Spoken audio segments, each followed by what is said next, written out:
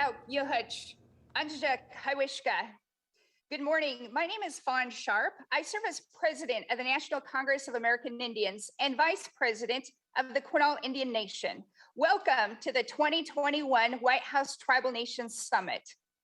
While we're not able to gather in person in Washington, D.C. this year, our virtual space is simultaneously connecting all of Indian country with the White House directly from our ancestral homelands. As NCAI president, I've long advocated for a tribal nation-driven agenda and recognize the real source of our collective strength, wisdom, and knowledge lies deep within Indian country.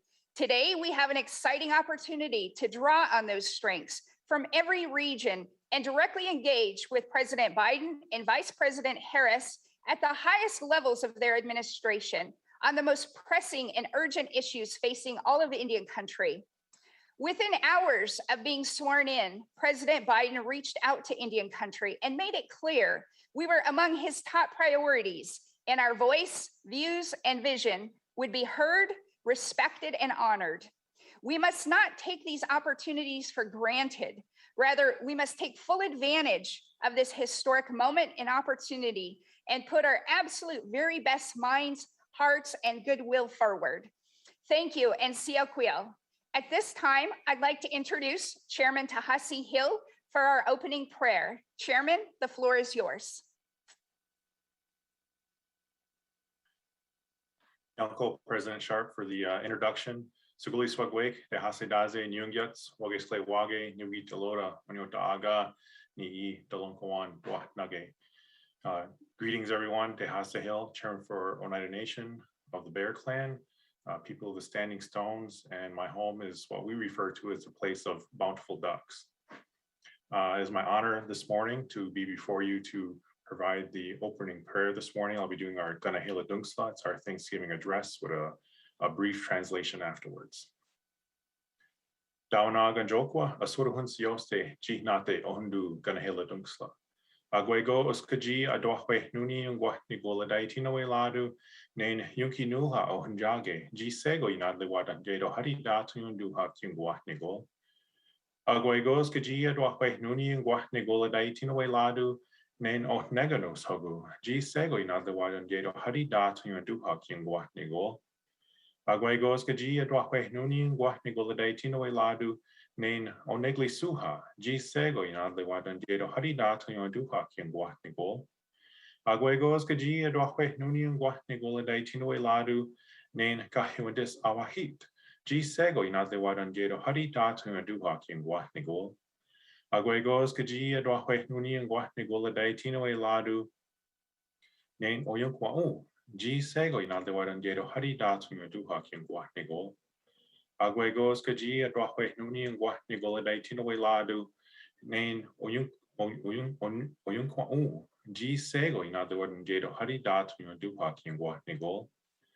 Agwegos kaji adwahwe nuni ngwa nigola daitinoe ladu nain asanate godahundele ji sego inadle wadan jado hari datu yon duha kien ngwa nigol.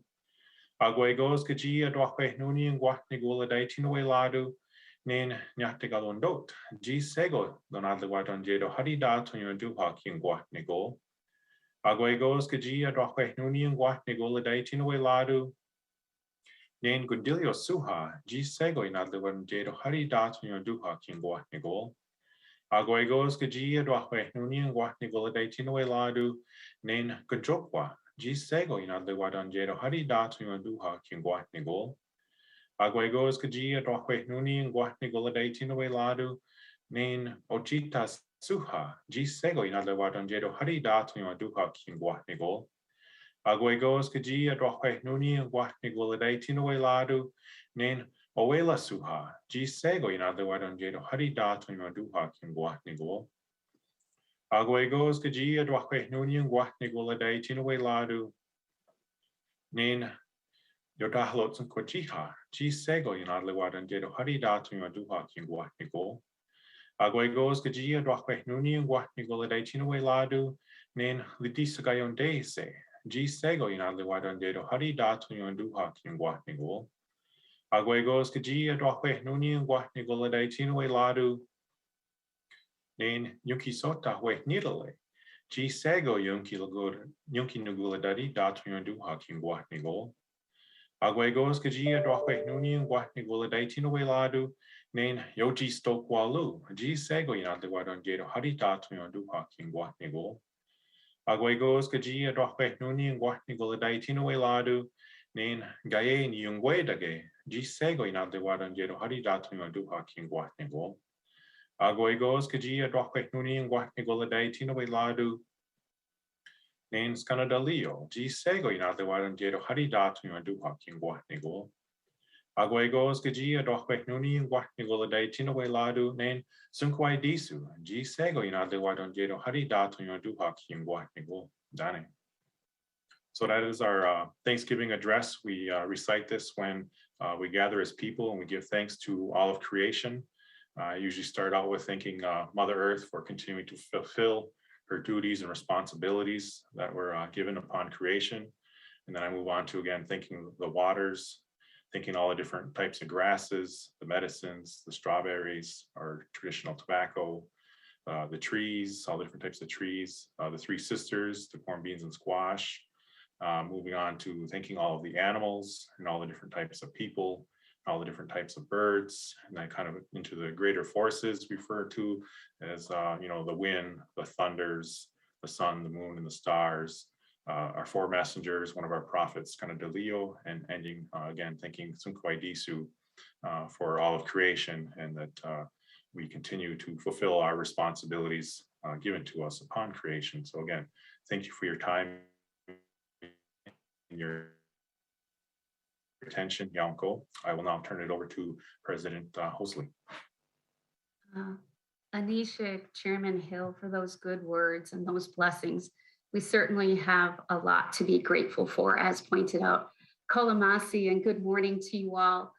The Mohican Nation, as Chairman Hill said, my name is Shannon Holsey, and I'm the president of the Stockbridge-Muncie Band of Mohican Indians. And my nation, the Mohican Nation, sends you greetings and blessings, and we hope today finds you in good health and balance.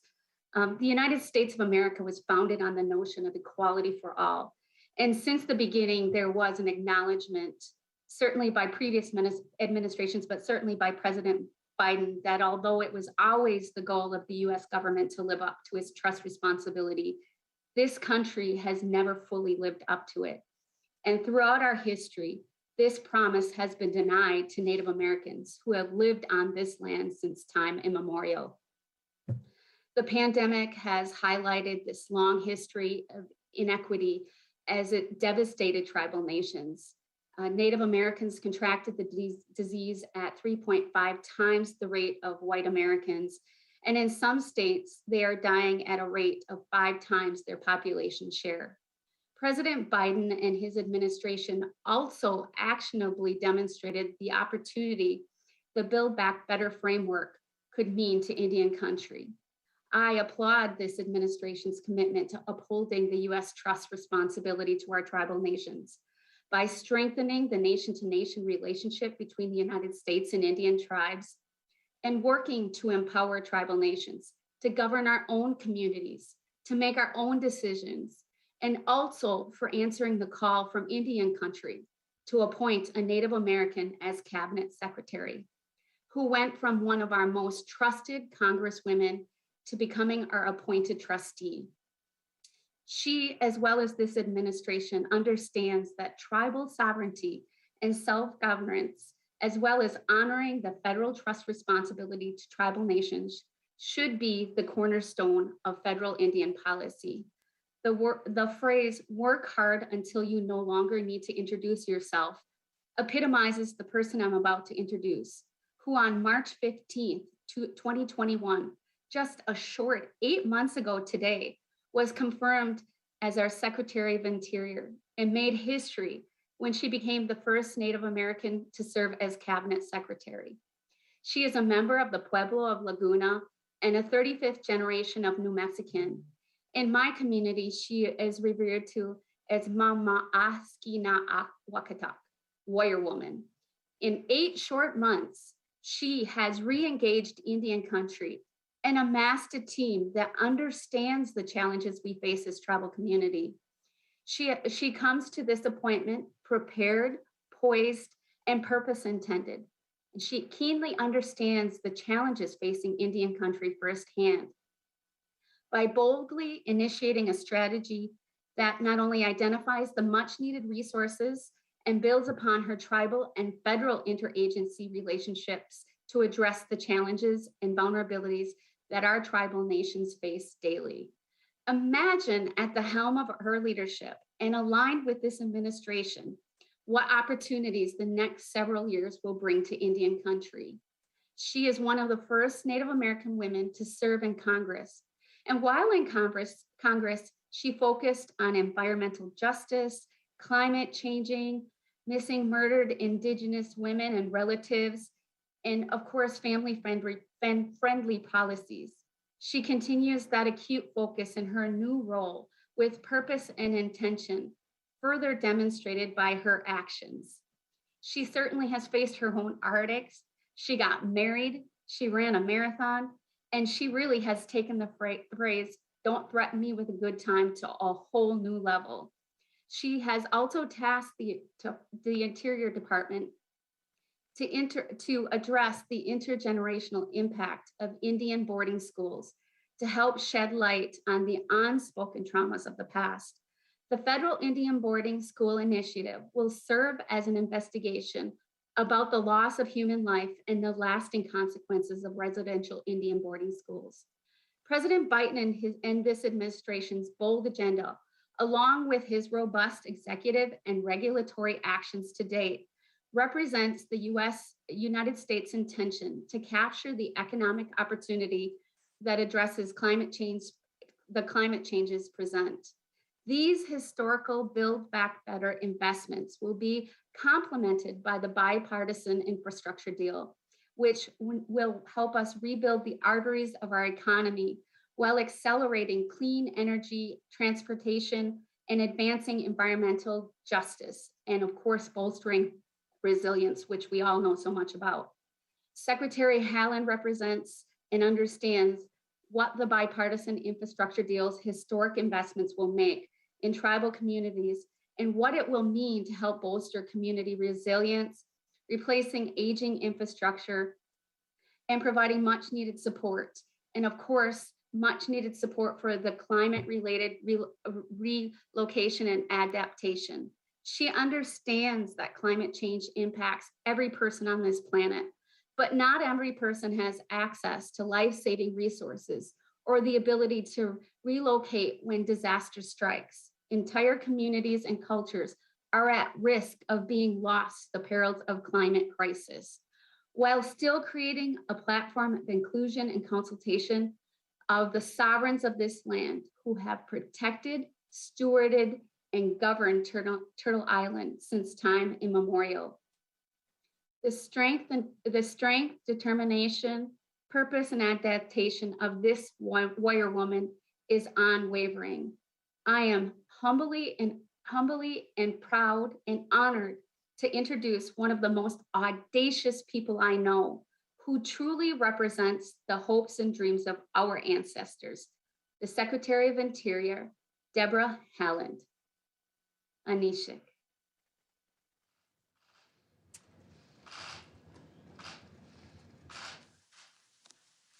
Thank you so much for that kind introduction, President Halsey, my dear friend. Your advocacy for Indian country and your commitment to your tribe are an incredible asset to our country, and I am inspired by your leadership. Thank you again. Guwatsi Halpa, greetings tribal leaders and esteemed guests. I'm honored to be here with you and with my colleagues and friends to welcome you all to the Biden-Harris administration's first White House Tribal Nations Summit. I'm sorry that we cannot be together in person, but I welcome the chance to speak with you today virtually. I pray that you and your communities are safe as we continue to weather this pandemic. The White House sits on the ancestral homelands of the Anacostan and Piscataway people.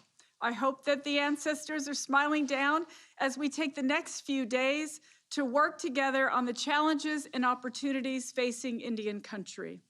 The fact that I'm making these remarks in front of you today feels like a dream that was envisioned by the ancestors long before now. My story is not unlike many of yours. I grew up in a military family. I learned what it meant to be a Pueblo woman from my grandparents, my mother, and my Pueblo sisters in our community. I worked hard in school. I struggled. I raised a loving child. I embraced my identity as a descendant of boarding school survivors and advocated for my community by organizing Indigenous voters to increase our presence at the polls so that we would have a voice in our government's decisions. I knew even then that in spite of seemingly insurmountable odds, we are still here and we have a voice. A parade of voices from around the country speaking to issues that have been spoken of for generations, but which so often have been mired by indifference. Our voices have been given a new platform, and I am just one of those who have taken this historic opportunity to move past the days of inaction and apathy, to take Native issues to the forefront of policy discussions, and to ensure tribal consultation is the accepted way of doing business in Indian country. In 2008, I made an unwavering commitment to the electoral process by working tirelessly to register voters and to get out the vote for President Obama and Vice President Biden. I remember distinctly when President Obama first gathered tribal leaders here in our nation's capital to work on the important issues facing their communities. That was in 2009, and it was a breath of fresh air to see our people have a nation-to-nation conversations directly with cabinet secretaries, administrators, and representatives from across the federal government. It is with that same commitment to tribal nations that President Biden reconvenes this summit today for the first time since 2016. It is with that same commitment that President Biden appointed me as the first Native American cabinet secretary and more than 50 other Indigenous people in high-level positions throughout his administration. And we have prioritized a number of early actions to strengthen Indian country, including historic investments in tribal communities through the American Rescue Plan, our all-of-government approach to tribal consultation in which Native people are consulted before policies are developed, the unleashing of $1 billion in grants to increase access to broadband internet on tribal lands, and the billions of dollars that will begin to flow across Indian country thanks to the infrastructure bill that the President will sign into law today. This commitment also drives the work we do at the Department of the Interior, whether it's restoring tribal homelands and empowering tribes to make decisions for their communities, or putting the power of the federal government behind the work to address the missing and murdered Indigenous peoples crisis and the intensive process we are undertaking to heal from the terrible impacts that boarding schools have had on our communities. These things are possible because Joe Biden is our president. The last time I stood with the president, he permanently protected Bears Ears National Monument, and I can't tell you what that meant to me. I don't have to because I know from so many of you that it meant the same. President Biden came into office at a pivotal moment for our country.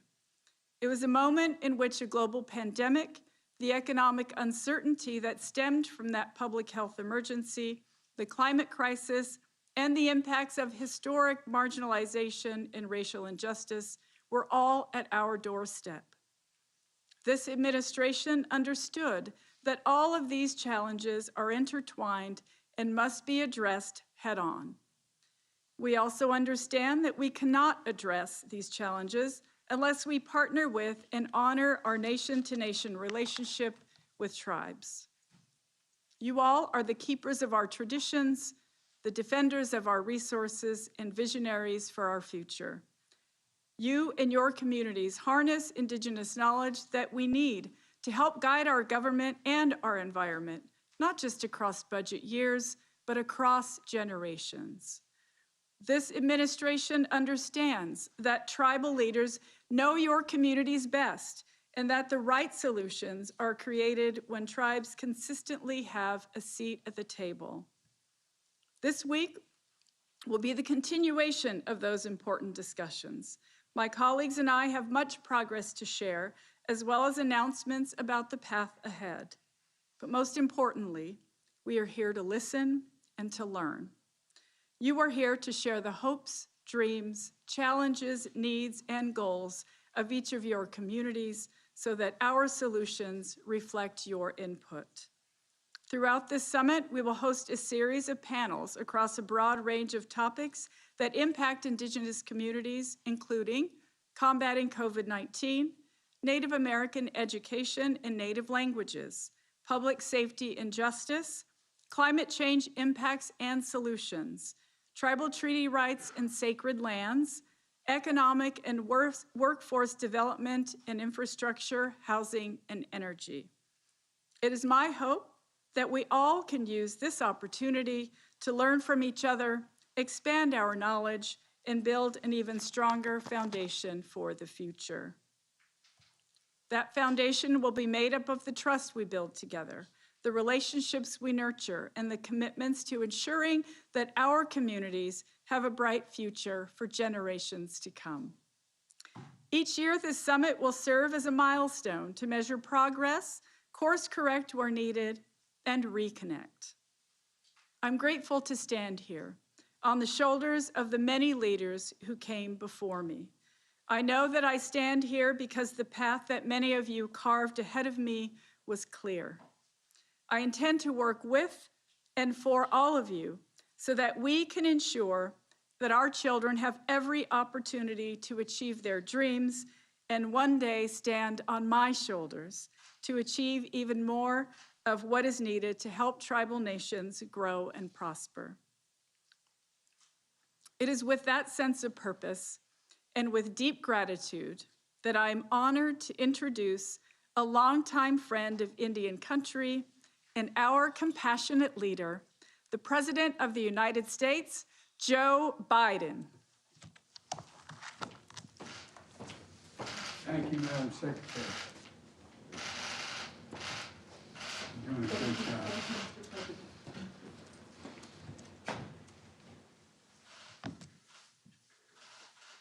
I say the press, excuse my back. Next time in Washington, okay? I see you all up on the board behind me, and I hope we do this in person. I hope. That's my hope. Thank you. Good morning. I want to thank you for joining us. This is a big day. I think, as my mother would say, former Senator Danny Inouye is looking down going, finally. I was raised by Danny Inouye in the United States Senate. And to President Fawn Sharp and Chairman Hill of the Oneida Nation, and our President Polsey, I thank you all for what you're doing, and I want to recognize you.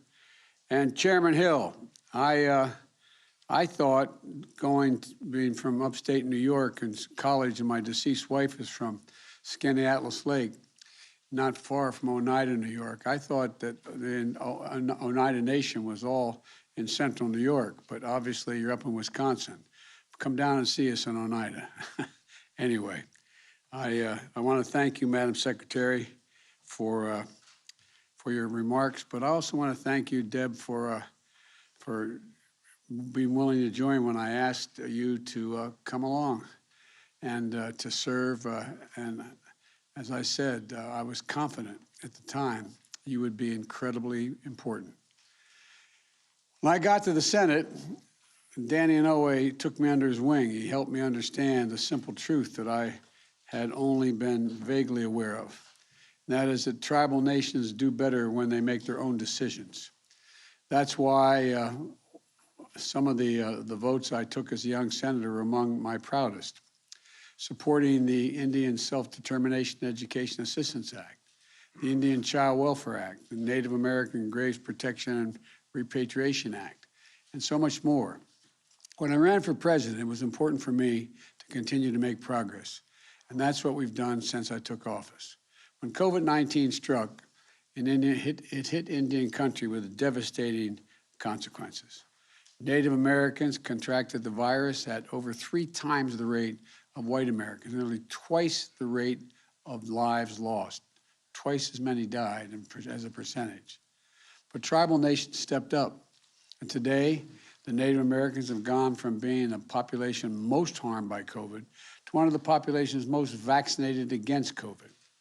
That success has a lot to do with tribal leadership, but it also has to do with the American Rescue Plan, which included over $31 billion, $31 billion for tribal nations, the most significant investment in the history of Indian country, long overdue. Now we're taking the next step. Today I'm signing, and I'll shortly sign, a bipartisan infrastructure deal. Everyone knows we're long overdue to make major investments in infrastructure, but nobody knows that better than Indian country. Tribal lands have been chronically underfunded for generations. And so I'm very proud to say that when I sign the bill outside in the South Lawn shortly, the single largest investment in tribal infrastructure ever is going to occur, more than $13 billion in direct investments to Indian country, and tens of billions more in grants and future funding opportunities.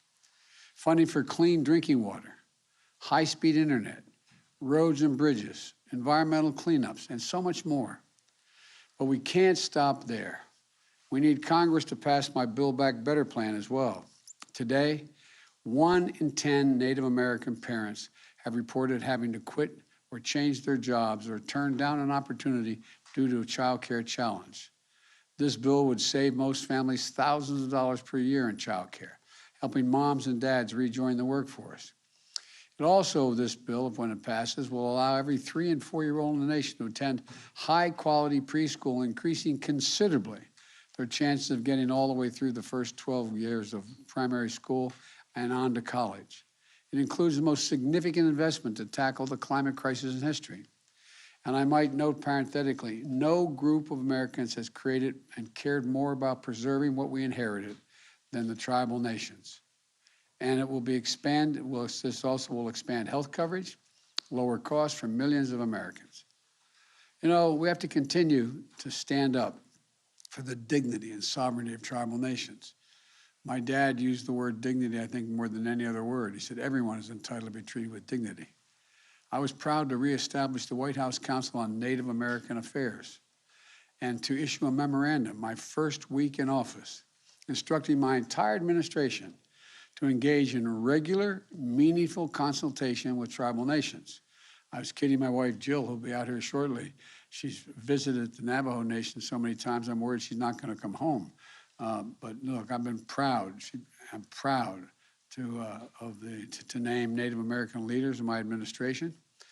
Not only the first Native American cabinet secretary, and it won't be the last in history, but more than 50 Native Americans now serving in significant roles in my administration. We've also taken action to protect tribal lands, revoking the permit for the Keystone XL pipeline, preserving and protecting a sacred homeland, including Bears Ears and the Grand Staircase Escalante. It's part of who we are as a nation, and I'm grateful to the tribes who led the effort. You know, we also can be proud of that progress, but there's still so much more to do. So today I'm announcing 5 new initiatives.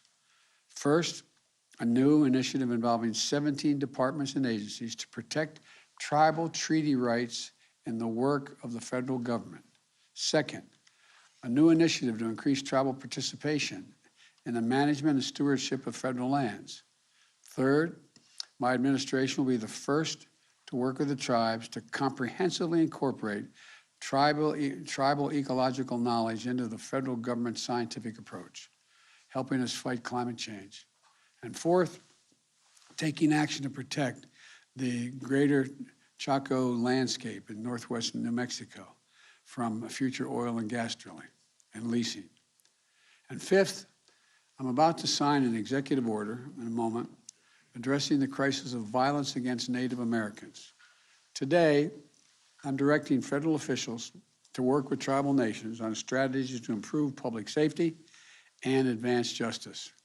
This builds on the work we did together in reauthorizing the Violence Against Women Act in 2013, when we granted authority to tribes to exercise jurisdiction over non-Indian offenders who commit violence on tribal lands. We're going to reauthorize that again. We're going to expand the jurisdiction to include other offenses like sex trafficking, sexual assault, and child abuse. These efforts, again, to use the word my dad would use so much, are a matter of dignity. That's the foundation of our nation-to-nation partnership. That's what this summit is all about. So I want to thank everyone who's here for participating, and I look forward to continuing to work together.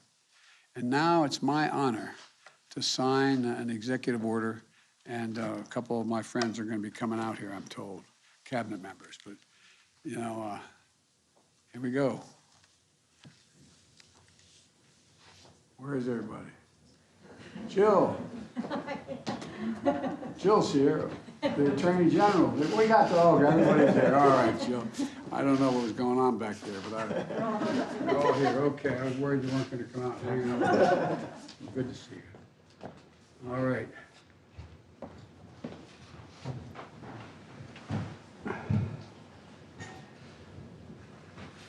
The title of this legislation is Improving Public Safety and Criminal Justice for Native Americans and Addressing the Crisis of Missing or Murdered Indigenous People. I'm proud to sign it. It's long overdue.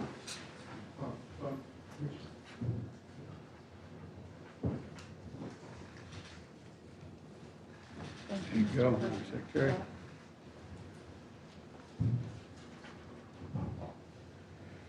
General? Thank you, sir.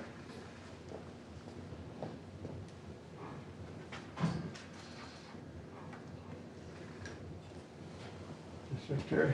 Congratulations.